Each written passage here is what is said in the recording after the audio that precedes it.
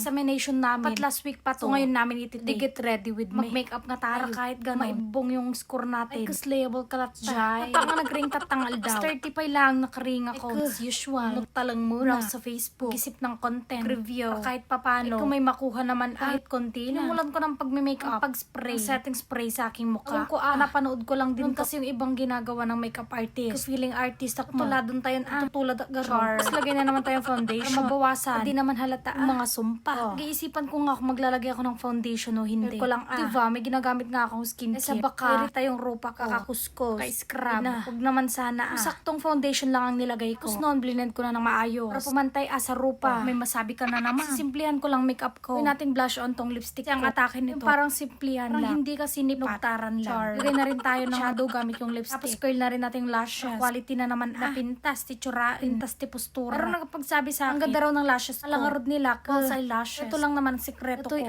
Karati O2. Nalagay ko na lang dyan sa comment section. Saan ko nabili. Mag-order ka na rin. Sumunod na. Itong kilay natin.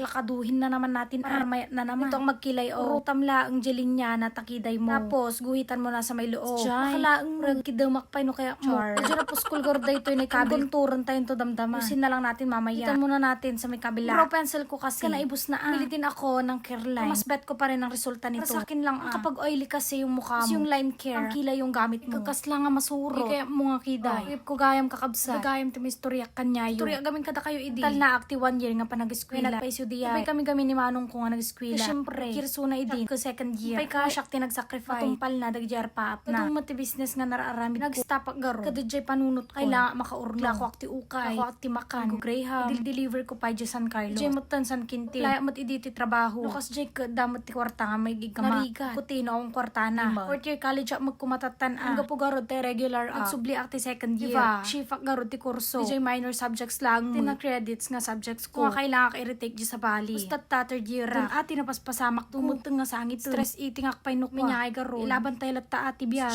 Dan latta para kanya tayo. Tinalpasak nga ng makeup. Dyan lang matistoryak tatangal daw. Natilang manin. See you manan dyan next episode. Bye!